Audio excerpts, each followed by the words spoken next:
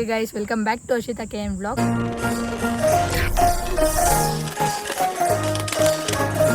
ಇವತ್ತು ಯಾರು ಕ್ಯಾಮ್ರಾಮ್ಯಾನ್ ಇಲ್ಲ, ನಾವೇ ಇವತ್ತು ಇಲ್ಲ ಗೈಸ್, ನನಗೆ ಒಬ್ಬಳೇ ವಿಡಿಯೋ ಮಾಡೋಕ್ಕೆ ಒಂಥರ ಆಗ್ತಿತ್ತು. ಸೊ ಐ ಥಾಟ್ ಇವಳನ್ನು ಕರ್ಕೊಳ್ಳೋಣ, ಒಟ್ಟಿಗೆ ಮಾಡೋಣ ಅಂತ. ಸೊ ಗೈಸ್, ಇವತ್ತು ಹಿಂಗೆ ವಿಡಿಯೋ ಮಾಡ್ತೀವಿ. ಇವತ್ತು ನಾವೇನು ಅಂದ್ಕೊಂಡು ಅಂದರೆ ಲಾಸ್ಟ್ 30 ಡೇಸಲ್ಲಿ ನಮ್ಮ KCT ಪ್ರಿಪ್ರೇಷನ್ ಹೇಗಿತ್ತು ಅಂತ ವಿಡಿಯೋ ಮಾಡೋಣ ಅಂದ್ಕೊಂಡೆ. ಇವಳಿದ್ದಾಳೆ, ಓದ್ ವಿಡಿಯೋದಲ್ಲಿ ಕೇಳ್ತಿದ್ರಿ ಯಾಕೆ ಅಕ್ಕ ಇರಲಿಲ್ಲ ಅಂತ. ಸೊ ಅಕ್ಕ ಬಂದಿದ್ದಾರೆ. ಓಕೆ ಗೈಸ್, ಇವಾಗ ನಮ್ಮ ವಿಡಿಯೋನ ಸ್ಟಾರ್ಟ್ ಮಾಡ್ತೀನಿ. ಎಲ್ಲರೂ ಅಂತಾರೆ KCT ಪ್ರಿಪ್ರೇಷನ್ ಅಂದರೆ ತುಂಬ ಈಸಿ ಇರುತ್ತೆ, ಆರಾಮಾಗಿ ಮಾಡ್ಬೋದು ಲಾಸ್ಟ್ 30 ಡೇಸಲ್ಲಿ ಅಂತ. ಬಟ್ ರಿಯಾಲಿಟಿ ಬೇರೆ ಲೆವೆಲಲ್ಲಿರುತ್ತೆ. 30 ಡೇಸಲ್ಲಿ ಫುಲ್ ಮುಗಿಸ್ಬೋದು ಪೋರ್ಷನ್ನ. ಬೆಳಗ್ಗೆ ದಿನ ಬೇಗ ಎದ್ದು ಟೈಮ್ ಟೇಬಲ್ ಪ್ರಕಾರ ಓದ್ಬೋದು ಅಂತ. ಬಟ್ ನಿಜ ಹಂಗಿರಲ್ಲ, ನಾವು ತುಂಬ ಲೇಸಿ ಆಗ್ತೀವಿ ಲಾಸ್ಟ್ 30 ಡೇಸಲ್ಲೇ. ಸೊ ನಮ್ಮ ಪ್ರಿಪ್ರೇಷನ್ ಹೇಗಿತ್ತು ಅಂತ ಇವಾಗ ಶೇರ್ ಮಾಡ್ಕೋತೀವಿ. ಫಸ್ಟ್ ಇವಳು ಸ್ಟಾರ್ಟ್ ಮಾಡ್ತಾಳೆ. ನಮ್ಮ ಲಾಸ್ಟ್ 1 ಮಂತ್ ಪ್ರಿಪ್ರೇಷನ್ ಹೆಂಗಿತ್ತು ಅಂದರೆ, ಬೇಸಿಕಲಿ ನಾವು ನೀಟಿಗೆ ಪ್ರಿಪೇರ್ ಆಗ್ತಿರೋದ್ರಿಂದ KCTಗೆ ಅಷ್ಟು ಜಾಸ್ತಿ ಫೋಕಸ್ ಮಾಡ್ತಿರಲಿಲ್ಲ. ಬಟ್ ಲಾಸ್ಟ್ ಒಂದು 3 to 5 ಡೇಸ್ ಬ್ಯಾಕ್ ಇಷ್ಟು ಮಾಕ್ ಟೆಸ್ಟ್ನ ಅಟೆಂಡ್ ಮಾಡಿದ್ವಿ. ಆ್ಯಂಡ್ ದೆನ್ ಅದಕ್ಕಿಂತ ಮುಂಚೆ PYQ ಸಾಲ್ವ್ ಮಾಡ್ಕೊಂಡು ಹೊಸದೇನು ಕಲಿದಲೆ PYQs ಮೇಲೆ ಜಾಸ್ತಿ ಫೋಕಸ್ ಮಾಡಿದ್ವಿ.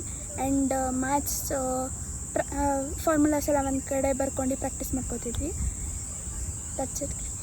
ಓಕೆ ಗೈಸ್, ನಂದು ಹೆಂಗಿತ್ತು ಅಂದರೆ ಲಾಸ್ಟ್ 30 ಡೇಸ್ ಪ್ರಿಪ್ರೇಷನ್ ನಾನು ಕೋಚಿಂಗ್ ಸೆಂಟರಿಗೆ ಸೇರಿದ್ದೆ, ಆಕಾಶ್ ಕೋಚಿಂಗ್ ಸೆಂಟರ್ಗೆ. ಸೊ ನಂದು PU ಎಕ್ಸಾಮ್ ಮುಗಿಸಿ ನೆಕ್ಸ್ಟ್ ದಿನದಿಂದಲೇ ನಾನು ಕೋಚಿಂಗಿಗೆ ಹೋಗೋಕ್ಕೆ ಶುರು ಮಾಡಿದೆ. ನನಗೆ ಕೋಚಿಂಗ್ ಅಷ್ಟೇನು ಯೂಸ್ಫುಲ್ ಆಗಲಿಲ್ಲ. ನಾನು 25 ಡೇಸ್ಗೆ ಕೋಚಿಂಗ್ ಸೇರಿದ್ದು. ಮ್ಯಾಥ್ಸ್ ವಾಸ್ ಲೈಕ್ ಕೋಚಿಂಗ್ ಹೋದಾಗ ನನಗೆ ಮ್ಯಾಥ್ಸ್ ಯೂಸ್ಫುಲ್ ಅನಿಸ್ತು. ಬಟ್ ಫಿಸಿಕ್ಸ್ ನನಗೇನು ಅರ್ಥ ಆಗ್ತಾಯಿರಲ್ಲ. ಅವ್ರು ಮಾಡ್ತಿದ್ದು ಬೇರೆ, ಕ್ವಶನ್ಸ್ ಇದ್ದಿದ್ದೆ ಬೇರೆ. PYQಸಲ್ಲಿ ತುಂಬ ತಲೆ ಕೆಟ್ಟೋಗಿತ್ತು. ನಾನು ಫಿಸಿಕ್ಸ್ ಹೆಂಗೆ ಮಾಡ್ತೀನೋ ಏನು ಮಾಡ್ತೀನೋ ಅಂತ.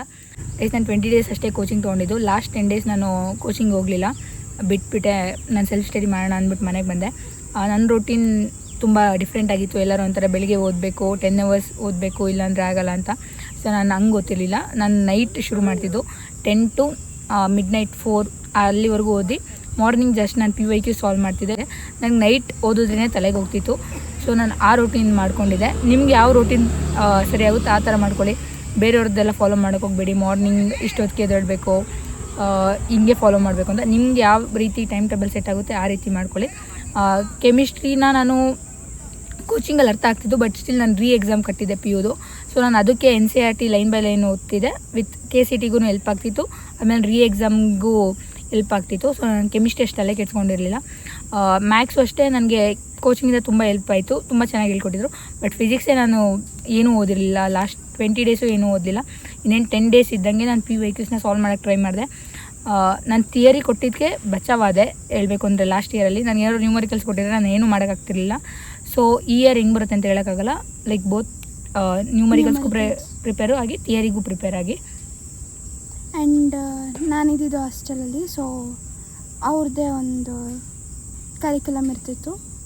Like we have to follow the time table ದೇ. ಬೆಳಗ್ಗೆ 9 to 4:40ವರೆಗೂ ಸೆಲ್ಫ್ ಸ್ಟಡಿ, ಮಧ್ಯದಲ್ಲಿ ರಿವಿಷನ್ ಕ್ಲಾಸಸ್ ಇರ್ತಿತ್ತು. ಆ್ಯಂಡ್ ಈ ರಿವಿಷನ್ ಕ್ಲಾಸಸ್ ಮಧ್ಯದಲ್ಲೇ ಮಾಕ್ ಟೆಸ್ಟ್ ಇರ್ತಿತ್ತು. ಸೊ ಯಾವುದೂ ಟೆಸ್ಟ್ನ ಮಿಸ್ ಮಾಡ್ಕೊಳಕ್ಕೆ ಹೋಗ್ತಿರ್ಲಿಲ್ಲ, ಪ್ರತಿಯೊಂದನ್ನು ಅಟೆಂಡ್ ಮಾಡ್ತಿದ್ದೆ. That help me a lot. Questions ಗೊತ್ತಾಯಿತು ಹೆಂಗೆ ಬರುತ್ತೆ ಏನು ಅಂತ. ಸೊ ನೀವು ಕೂಡ ಮನೆಯಲ್ಲೇ ಇದ್ದರೂ ಕೂಡ ಮಾಕ್ ಟೆಸ್ಟ್ನ ಅಟೆಂಡ್ ಮಾಡಿ, ಫ್ರೀಯಾಗಿ ಸಿಗ್ತಿರುತ್ತೆ. ಆ್ಯಂಡ್ ನಿಮ್ಮ ಕಾಲೇಜಲ್ಲಿ ಕೊಡ್ತಿರ್ತಾರೆ PYQsನ ಒಂದು ಕಡೆಯಿಂದ ಸಾಲ್ವ್ ಮಾಡ್ಕೊಂಡು, ಏನೋ ನೋಡ್ಕೊಂಡಿಲ್ದಂಗೆ, ಏನೋ ರೆಫರ್ ಮಾಡ್ಕೊಂಡಿಲ್ದಂಗೆ ನೀವೇ ಓನಾಗಿ ಸಾಲ್ವ್ ಮಾಡೋಕ್ಕೆ ಟ್ರೈ ಮಾಡಿ, ಟೈಮ್ ಲಿಮಿಟ್ ಇಟ್ಕೊಂಡು. ನಾನು ಮಾಕ್ ಟೆಸ್ಟ್ನ ಅಟೆಂಡ್ ಮಾಡಿದೆ. ನಾನು ಆಕಾಶ್ ಕೋಚಿಂಗ್ ಸೆಂಟ್ರಲ್ಲಿದ್ದಾಗ ನಮಗೆ ವೀಕ್ಲಿ 3 times ಏನೋ ಮಾಕ್ ಟೆಸ್ಟ್ ಕೊಡ್ತಿದ್ರು. ಅದು ನಮ್ಮ ಕ್ಲಾಸಸ್ ಎಲ್ಲ ಮುಗಿದ್ಮೇಲೆ 3 to 5 or 6ವರೆಗೂ ನಮಗೆ ಮಾಕ್ ಟೆಸ್ಟ್ ಅಂತ ಇರ್ತಿತ್ತು. ಸೊ ಮಾಕ್ ಟೆಸ್ಟ್ನ ಯಾರು ಬಿಡೋಕ್ಕೆ ಹೋಗಬೇಡಿ, ತುಂಬ ಯೂಸ್ಫುಲ್ ಆಗುತ್ತೆ. Time management ಕಲಿತೀರಾ. ಕ್ವೆಶನ್ ಹೆಂಗೆ ಬರುತ್ತೆ ಅನ್ನೋದು ಗೊತ್ತಾಗುತ್ತೆ. ಸುಮ್ಮನೆ ರ್ಯಾಂಡಮಾಗಿ ಹೊತ್ಕೊಂಡು ಹೋಗ್ತೀನಿ ಅಂದರೆ ಏನೂ ಗೊತ್ತಾಗಲ್ಲ. ಸೊ ಈ ಟೈಮಲ್ಲಿ April 23ಗೇನೋ ಎಕ್ಸಾಮ್ ಇದೆ. ಸೊ ಯಾರು ಲೆಫ್ಟ್ ವಿತ್ ಒಂದು 20 ಡೇಸ್. ಸೊ ಟೆಸ್ಟ್ನ ಜಾಸ್ತಿ ಅಟೆಂಡ್ ಮಾಡಿ.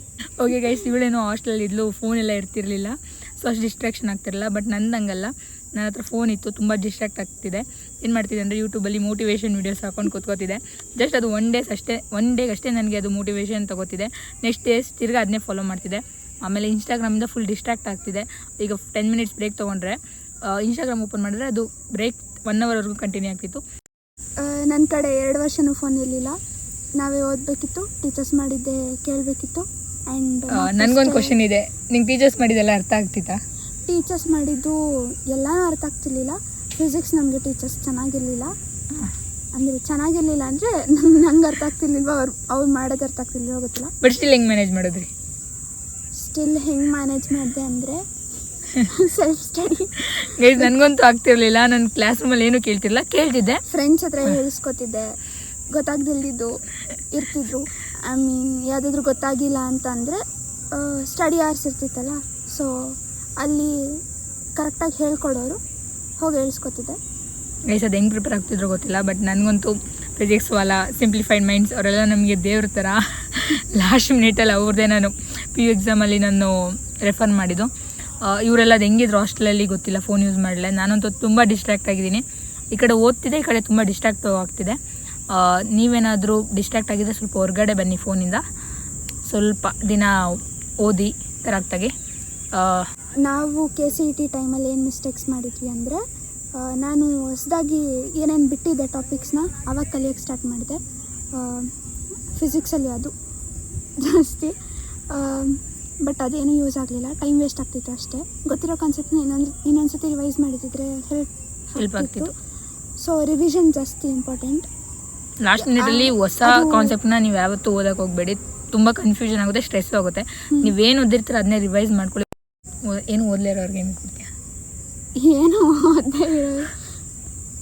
ನೀನು ಸ್ಟಾರ್ಟ್ ಮಾಡಿಲ್ಲ ಅಂದರೆ ಗೈಸ್ ಇವತ್ತಿಂದ ಸ್ಟಾರ್ಟ್ ಮಾಡಿ, PYQ ಸಾಲ್ವ್ ಮಾಡಿ ಗೈಸ್. ಇಷ್ಟನೇ ನಾವು ಏನು ಓದಂಗಂತೂ ಯಾರು ಇರಲ್ಲ, PU ಅಂತ ಸೀರಿಯಸ್ನೆಸ್ ಅಂತ ಇದ್ದೇ ಇರುತ್ತೆ. PU ಅಲ್ಲಾದರೂ ಸ್ವಲ್ಪ ಓದಿರ್ತೀರಾ, ಸೊ ಏನೂ ಓದಿಲ್ಲ ಅಂತ ಎಕ್ಸಾಮ್ಸ್ ಬರ್ದಿರಲ್ಲ ಮೊನ್ನೆ ಎಕ್ಸಾಮ್ಸ್, ಅದರಿಂದನಾದರೂ ಸ್ವಲ್ಪ ಕ್ವಶನ್ಸ್ ಬಂದೇ ಬರುತ್ತೆ ಗೈಸ್, ಜಾಸ್ತಿ ಥಿಯರಿ ಕ್ವೆಶನ್ಸ್ ಇರುತ್ತೆ. ಕೆಮಿಸ್ಟ್ರಿ ನೀವು NCERT ಬುಕ್ ಓದಿದ್ರಿ ಅಂದರೆ ಏನು ಬೇಡ ಗೈಸ್, ಬೇರೆ ಬುಕ್ಸ್ ರೆಫರ್ ಮಾಡಬೇಡಿ, ಚೆನ್ನಾಗಿ ಮಾಡ್ಬೋದು. ನೋಡೋಣ ಗೈಸ್ ಈ ಸಲ ಹೆಂಗೆ ಬರುತ್ತೆ ಪೇಪರ್ ಅಂತ. ನಾವು ನಮ್ಮ ಪೇಪರ್ ನೋಡ್ಕೊಂಡು ಮಾತಾಡ್ತಾ ಇದ್ದೀವಿ, ಇಲ್ಲ ಬೇರೆ ಪೇಪರ್ಸ್ ಕೆಮಿಸ್ಟ್ರಿ ಹಂಗೆ ಇತ್ತು. ಸೊ ನೋಡೋಣ ಈ ವರ್ಷ ಹೇಗಾಗುತ್ತೆ ಪೇಪರ್ಸ್, ನಮಗಂತೂ ಗೊತ್ತಿಲ್ಲ. ಸೊ ಪೇಪರ್ ಎಲ್ಲ ಎಕ್ಸಾಮ್ ಎಲ್ಲ ಮುಗಿದ್ಮೇಲೆ ಅದು ಬಗ್ಗೆನೂ ವೀಡಿಯೋ ಮಾಡ್ತೀವಿ. ಸೊ ಅದಾದಮೇಲೆ ಸೆಕೆಂಡ್ ಮಿಸ್ಟೇಕ್ ನಾನೇನು ಮಾಡಿದ್ದು ಅಂದರೆ, ನನಗೆ ಓವರ್ ಕಾನ್ಫಿಡೆನ್ಸ್ ಇತ್ತು. ಇನ್ನೂ ಟೈಮ್ ಇದೆ, ಆಮೇಲೆ ಓದ್ಕೋಬೋದು, ಇನ್ನೂ 20 ಡೇಸ್ ಇದೆ, ಇನ್ನೂ 10 ಡೇಸ್ ಇದೆ, ಆ ಥರ ಮಾಡೋಕ್ಕೆ ಹೋಗಬೇಡಿ. ತುಂಬ ಓವರ್ ಕಾನ್ಫಿಡೆನ್ಸ್ ಇಟ್ಕೋಬೇಡಿ. ಈಗ ಎಷ್ಟು 20 ಡೇಸ್ ಟೈಮ್ ಇದೆ, ಸೊ ಇವಾಗಿಂದ ಸ್ಟಾರ್ಟ್ ಮಾಡಿ ಗೈಸ್. ಆ್ಯಂಡ್ ನಾನು ಮಾಡಿದ ಇನ್ನೊಂದು ಮಿಸ್ಟೇಕ್ ಅಂದರೆ, ಟಾಪಿಕ್ಸ್ ಏನೋ ಓದ್ತಿದ್ದೆ, ಬಟ್ ಅದ್ರ ಮೇಲೆ ಕ್ವಶನ್ಸ್ ಸಾಲ್ವ್ ಮಾಡ್ತಿರ್ಲಿಲ್ಲ. ಈ ಒಂದು ಟಾಪಿಕ್ ಓದಿದೆ ಅಂತ ಅಂದರೆ ಅದನ್ನು ಸಾಲ್ವ್ ಮಾಡಬೇಕು. ಸೊ ಅದು ನಿಮ್ಮ ತಲೆಯಲ್ಲಿ ಉಳಿಯುತ್ತೆ, ಕ್ವಶನ್ ಹೆಂಗೆ ಬರುತ್ತೆ ಈ ಟಾಪಿಕಿಂದ ಅಂತಲೂ ಗೊತ್ತಾಗುತ್ತೆ.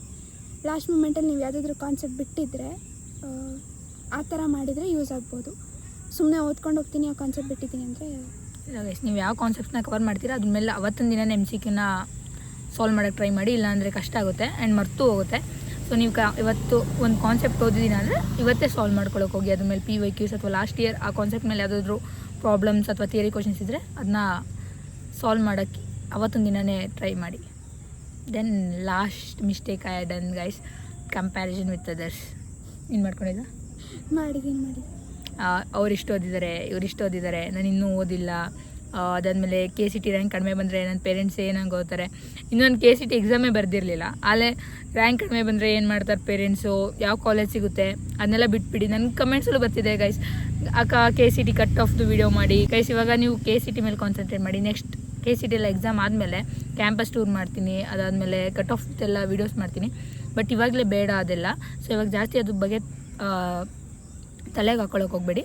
ಸೊ ಜಸ್ಟ್ ನೀವು ಎಕ್ಸಾಮಿಗೆ ಪ್ರಿಪೇರ್ ಆಗಿ ಗೈಸ್ ಸಾಕು. JSS ಕ್ಯಾಂಪಸ್ ಚೆನ್ನಾಗಿದೆ, ಕ್ಯಾಂಪಸ್ ಟೂರ್ ಅಂತೂ ಮಾಡೇ ಮಾಡ್ತೀವಿ ಗೈಸ್. ನಮ್ಮ ಕಾಲೇಜ್ ಕ್ಯಾಂಪಸ್ ಟೂರ್ ಮಾಡೇ ಮಾಡ್ತೀವಿ ಗೈಸ್, ಬಂದೇ ಬರುತ್ತೆ ಇನ್ನು ಸ್ವಲ್ಪ ದಿನದಲ್ಲಿ. ನಮಗೆ ನೆಕ್ಸ್ಟ್ ವೀಕ್ ಬೇರೆ ಮೆಮೊರೀಸ್ನ ಸ್ಟೋರ್ ಮಾಡ್ಕೊಳಕ್ಕೋಸ್ಕರ ಮಾಡೇ ಮಾಡ್ತೀವಿ ಗೈಸ್. ಇಲ್ಲ ನೆಕ್ಸ್ಟ್ ವೀಕ್ ನಮಗೆ ಇಂಟರ್ನಲ್ಸ್ ಇದೆ. ಸೊ ಕ್ಯಾಂಪಸ್ ಟೂರೆಲ್ಲ ಈಗ ಮಾಡೋಕ್ಕೆ ಟೈಮ್ ಇಲ್ಲ, ಬಟ್ ಇನ್ನೊಂದು 20 ಡೇಸಲ್ಲಿ ಎಲ್ಲ ವೀಡಿಯೋಸು ಬರುತ್ತೆ. ಇಂಟರ್ನಲ್ ಎಲ್ಲ ಮುಗಿಸ್ಕೊಂಡು ಗೈಸ್ ಮಾಡೇ ಮಾಡ್ತೀವಿ ಗೈಸ್. ಅದಾದಮೇಲೆ ನಮ್ಮದು 2 ವೀಕ್ಸ್ ಗೈಸ್ ಇಂಟರ್ನಲ್ ಮುಗಿಸ್ಕೊಂಡು ಮಾಡೇ ಮಾಡ್ತೀವಿ. ವೀಡಿಯೋಸ್ ಡಿಲೇ ಆಗ್ಬೋದು, ಬಟ್ ಬಂದೇ ಬರುತ್ತೆ. ಅದಾದಮೇಲೆ ನಮ್ಮ ಕಾಲೇಜಲ್ಲಿ ನಾನಿರಲ್ಲ ಗೈಸ್ ಅದರ ವಿಡಿಯೋ ಇಲ್ಲ ಗೈಸ್. ಗೈಸ್ ನಾನು ಈ ವಿಡಿಯೋನ ಒಬ್ಬಳೇ ಮಾಡಬೇಕು ಅಂದ್ಕೊಂಡಿದ್ದು, ಇವಳು ಶೂಟ್ ಮಾಡ್ತೀನಿ ಅಂತ ಬಂದಿದ್ದು, ಬಟ್ ನನಗೆ ಒಬ್ಬಳೇ ಮಾಡೋಕ್ಕಂತೂ ಆಗಲಿಲ್ಲ. ಸೊ ಇವಳನ್ನು ವೀಡಿಯೋದಲ್ಲಿ ಸೇರಿಸ್ಕೊಂಡಿದ್ದೀನಿ, ಅದಕ್ಕೆ ಜೊತೆಲಿ ಇವಳು ಬಂದೇ ಬರ್ತಾರೆ ವೀಡಿಯೋದಲ್ಲಿ. ನೆಕ್ಸ್ಟು ಕ್ಯಾಂಪಸ್ ಟೂರ್ ಮಾಡ್ತೀವಿ. ಅದಾದಮೇಲೆ ನಮ್ಮ ಕಾಲೇಜ್ ಕಟ್ ಆಫ್ದು ವೀಡಿಯೋ ಕೇಳಿದ್ದೀರಾ, ಅದನ್ನೂ ಮಾಡ್ತೀವಿ. ನಮ್ಮ ರ್ಯಾಂಕ್ ಆಲ್ರೆಡಿ ನಾನು ಡಿಸ್ಕ್ಲೋಸ್ ಮಾಡಿದ್ದೀನಿ. ನಂದು 21K ಗೈಸ್. ಎಷ್ಟೊಂದು ಜನ ಕೇಳ್ತಿದ್ದೀರಾ ನಿಮ್ಮ ರ್ಯಾಂಕ್ ಎಷ್ಟು, ನಿಮ್ಮ ರ್ಯಾಂಕ್ ಎಷ್ಟು ಅಂತ. ನನ್ನ ರ್ಯಾಂಕ್ 21K ಗೈಸ್. ನಂದು ಹೇಳಿಲ್ಲ ಗೈಸ್. ಅವಳದು ನೆಕ್ಸ್ಟ್ ವೀಡಿಯೋದಲ್ಲಿ ಹೇಳ್ತೀವಿ, ಅದು ಸರ್ಪ್ರೈಸ್ ಗೈಸ್. ನೀವು ಶಾಕ್ ಆಗ್ತೀರಾ ಅವಳು ರ್ಯಾಂಕ್ ಕೇಳಿದ್ರೆ. ಅದು ನೆಕ್ಸ್ಟ್ ವೀಡಿಯೋದಲ್ಲಿ ನಾವು ರಿವೀಲ್ ಮಾಡ್ತೀನಿ. ಅದಕ್ಕಾದ್ರೂ ನನ್ನ ಚಾನಲ್ನ ಸಬ್ಸ್ಕ್ರೈಬ್ ಮಾಡ್ಕೊಳ್ಳಿ ಗೈಸ್. ಇವ್ರದ್ದು ರ್ಯಾಂಕ್ ರಿವೀಲ್ ಬೇಕು ಅಂದರೆ ನನ್ನ ಚಾನಲ್ನ ಸಬ್ಸ್ಕ್ರೈಬ್ ಮಾಡ್ಕೊಳ್ಳಿ. 1000 ಸಬ್ಸ್ಕ್ರೈಬರ್ಸ್ ನಾನು ರೀಚ್ ಆದರೆ ಇವ್ರ ರ್ಯಾಂಕ್ನ ನಾನು ರಿವೀಲ್ ಮಾಡ್ತೀನಿ ಗೈಸ್. ಅಂತ ಜಾಸ್ತಿ ರ್ಯಾಂಕಿಂಗ್ ಬಂದಿದೆ ಅಂತ ಅಂದ್ಕೋಬೇಡಿ, ಅಷ್ಟೊಂದೇನು ಚೆನ್ನಾಗಿ ಬಂದಿಲ್ಲ ಗೈಸ್. ಬಂದಿದೆ, ನನಗಿಂತ ಚೆನ್ನಾಗಿ ಬಂದಿದೆ ಗೈಸ್. ನಂದು 21K ನನಗಿಂತ ಚೆನ್ನಾಗಿ ಬಂದಿದೆ, ಅರ್ಥ ಮಾಡ್ಕೊಳ್ಳಿ ಗೈಸ್. ಇಲ್ಲ ಗೈಸ್, ಏನು ಫುಲ್ ಲೋ ಆಗು ಬಂದಿಲ್ಲ ಗೈಸ್, ಚೆನ್ನಾಗೇ ತೆಗ್ದಿದ್ದಾರೆ. ನಿಮಗೆ ಅವ್ರ ರ್ಯಾಂಕ್ ರಿವೀಲ್ ಬೇಕು ಅಂದರೆ ನಾನು ಹೇಳಿದ್ನಲ್ಲ ಗೈಸ್, 1000 ಸಬ್ಸ್ಕ್ರೈಬರ್ಸ್ನ ಈಟ್ ಮಾಡಿ ಹಾಗೂ ನನಗೆ ಕಮೆಂಟ್ ಮಾಡಿ ಗೈಸ್, ಅಕ್ಕೊಂದು ರ್ಯಾಂಕ್ ಹೇಳಿ ಅಂತ. ಎಲ್ಡು ಅವಳನ್ನ ಒಪ್ಪಿಸ್ತೀನಿ, ಅವಳು ಒಪ್ಕೋತಾ ಇಲ್ಲ ರ್ಯಾಂಕ್ನ ರಿವೀಲ್ ಮಾಡೋಕ್ಕೆ. ಬಟ್ ಸ್ಟಿಲ್ ನನಗೆ ಹೇಳಿದ್ದಾಳೆ 1000 ಸಬ್ಸ್ಕ್ರೈಬರ್ಸ್ ಆದರೆ ರ್ಯಾಂಕ್ ರಿವೀಲ್ ಮಾಡ್ತೀನಿ ಅಂತ. ಆ್ಯಂಡ್ ನನ್ನ ಜೊತೆ ಇನ್ನೊಬ್ಬರು ವೀಡಿಯೋಗೆ ಬಂದಿದ್ದರು, ಅವ್ರದ್ದು ರ್ಯಾಂಕ್ ರಿವೀಲ್ ಮಾಡಿಸ್ತೀನಿ, ಅವ್ರನ್ನೂ ಒಪ್ಪಿಸ್ತೀನಿ ಮಾಡಲ್ಲ ಅಂದ್ಕೋತೀನಿ. ಬಟ್ ಸ್ಟಿಲ್ ಗೈಸ್ ನನಗೋಸ್ಕರ ಮಾಡ್ತಾರೆ. 1000 ಸಬ್ಸ್ಕ್ರೈಬರ್ಸ್ನ ಈಟ್ ಮಾಡಿ ಗೈಸ್. ಸೊ ಇರೋ ಟೈಮ್ನ ನೀಟಾಗಿ ಆರ್ಗನೈಸ್ ಮಾಡಿಕೊಂಡು ಹೇಗೆ ಸಿಸ್ಟಮ್ಯಾಟಿಕ್ಕಾಗಿ ಪ್ಲ್ಯಾನ್ ಮಾಡಿ ಚೆನ್ನಾಗಿ ಓದ್ಕೊಳ್ಳಿ ಅಷ್ಟೇ ಗೈಸ್. ನಮ್ಮ ಥರ ಇಗ್ನೋರ್ ಮಾಡೋಕ್ಕೆ ಹೋಗಬೇಡಿ. ಇನ್ನೂ 20 ಡೇಸ್ ಇದೆ, 10 ಡೇಸ್ ಇದೆ ಅಂತ. ಎಲ್ಲ ಸಬ್ಜೆಕ್ಟ್ಗೂ ಈಕ್ವಲಾಗಿ ಟೈಮ್ ಕೊಡಿ. ನನಗೆ ಫಿಸಿಕ್ಸ್ನ ಇಗ್ನೋರ್ ಮಾಡಬೇಡಿ. ಇವಳು ಯಾವುದು ಇಗ್ನೋರ್ ಮಾಡಿದ್ದು ನನಗೆ ಗೊತ್ತಿಲ್ಲ. ಅದು ಇಗ್ನೋರ್ ಮಾಡಿದೆ, ಯಾವುದೂ ಇಗ್ನೋರ್ ಮಾಡಿರಲಿಲ್ಲ. ಆ್ಯಕ್ಚುಲಿ ಮ್ಯಾಥ್ಸ್ ಮೇಲೆ ಜಾಸ್ತಿ ಫೋಕಸ್ ಮಾಡಿರಲಿಲ್ಲ ನಾನು, ಬಿಕಾಸ್ ನಮಗೆ PCMB ಬಯೋ ಜಾಸ್ತಿ, PCBಗೆ ಜಾಸ್ತಿ ಕಾನ್ಸಂಟ್ರೇಟ್ ಮಾಡ್ತಿದ್ರು ಬಿಕಾಸ್ ನೀಟಿಗೆ ಪ್ರಿಪೇರ್ ಆಗ್ತಿದ್ರಲ್ಲ ಇವರು. ಸೊ ಗೈಸ್, ನೀಟಿಗೆ ಪ್ರಿಪೇರ್ ಆಗ್ತಿರೋರು ಎರಡಕ್ಕೂ ಪ್ರಿಪೇರ್ ಆಗಿ, ಮುಂದೆ ಏನಾಗುತ್ತೆ ಅಂತ ಹೇಳೋಕ್ಕಾಗಲ್ಲ. ಅಂದ್ಕೊಂಡಿರ್ತೀರಾ ಲೈಕ್ MBBSಗೆ ಹೋಗ್ತೀನಿ ನಾನು ಅಂತ, ಬಟ್ ಸ್ಟಿಲ್ ಹೇಳೋಕ್ಕಾಗಲ್ಲ. ಇಂಜಿನಿಯರಿಂಗ್ಗೆ ಬಂದಿಲ್ಲ, ನಾನು ಮೊದಲೇ ಅಂದ್ಕೊಂಡಿದ್ದೆ ಇಂಜಿನಿಯರಿಂಗ್ಗೆ ಬರ್ತೀನಿ ಅಂತ. ನಾನು ಅದಕ್ಕೆ PCMCನೇ ತೊಗೊಂಡಿದ್ದೆ. ನನಗೆ ಇಂಜಿನಿಯರಿಂಗ್ ಬರೋ ಐಡಿಯಾನೇ ಇರಲಿಲ್ಲ. ಲಾಸ್ಟ್ ಮೊಮೆಂಟಲ್ಲಿ ಚೇಂಜ್ ಆಗೋಯ್ತು. ಲಾಂಗ್ ಟರ್ಮ್ ಹೋಗೋ ಐಡಿಯಾನೂ ಇತ್ತು, ಬಟ್ ಹೋಗೋಕ್ಕಾಗಲಿಲ್ಲ. Okay guys, bye guys. ಈ ವಿಡಿಯೋ ಇಷ್ಟ ಆಗಿದ್ರೆ ಲೈಕ್ ಮಾಡಿ, ಶೇರ್ ಮಾಡಿ ಹಾಗೂ ಸಬ್ಸ್ಕ್ರೈಬ್ ಮಾಡಿ. ನಿಮಗೆ ಮುಂದೆ ಬೇಸಿಕ್ ಅಪ್ಡೇಟ್ಸ್ ಬೇಕು ಅಥವಾ ಯಾವುದಾದ್ರೂ ವೀಡಿಯೋಸ್ ಬೇಕು ಅಂದರೆ ನನಗೆ ಕಮೆಂಟ್ ಮಾಡಿ. ನನ್ನ ಫ್ರೆಂಡು ನಾನು ಸೇರ್ಕೊಂಡು ವೀಡಿಯೋ ಮಾಡ್ತೀವಿ. ಆ್ಯಂಡ್ ಇನ್ನೊಬ್ರು ಆ್ಯಡ್ ಮಾಡ್ಕೋತೀವಿ. ಅವ್ರು ಇವತ್ತು ಸ್ವಲ್ಪ ಬ್ಯುಸಿ ಇದ್ರು, ಅದಕ್ಕೆ ಬಂದಿಲ್ಲ. ಅದಕ್ಕೆ ನಾವು ಇವತ್ತು ಇಬ್ಬರೇ ವೀಡಿಯೋ ಮಾಡ್ತಾಯಿದ್ದೀವಿ. ನಮಗೂ ಫ್ರೀ ಇರಲ್ಲ ಗೈಸ್, ಆದರೆ 2 ವೀಕ್ ಆಗುತ್ತೆ, ಬಟ್ ವೀಡಿಯೋಸ್ ಮಾಡೇ ಮಾಡ್ತೀವಿ. ಇನ್ 2 ವೀಕ್ಸ್ ಗೈಸ್ ನಮಗೆ ಇಂಟರ್ನಲ್ಸ್ ಇದೆ, ಬಟ್ ವೀಡಿಯೋಸ್ ಮಾಡ್ತೀವಿ. ಬಟ್ ದಿನ ಪೋಸ್ಟ್ ಮಾಡೋಕ್ಕಾಗಲ್ಲ. ಬಟ್ ಮೇಯ್ನ್ ಯಾವ್ಯಾವ ವೀಡಿಯೋಸ್ ಬೇಕು ಅಂತ ನಿಮಗೆ ಇದೆ, ಅದನ್ನ ಕಮೆಂಟ್ ಮಾಡಿ. ನಾನು ಅದರಲ್ಲಿ ಚಾಯ್ಸ್ ಮಾಡ್ತೀನಿ, ಯಾವುದಾದ್ರೂ ಇಂಪಾರ್ಟೆಂಟ್ ಇದ್ದರೆ ಅದ್ರ ಮೇಲೆ ವೀಡಿಯೋ ಮಾಡ್ತೀನಿ. So okay guys, bye. Thank you for watching guys.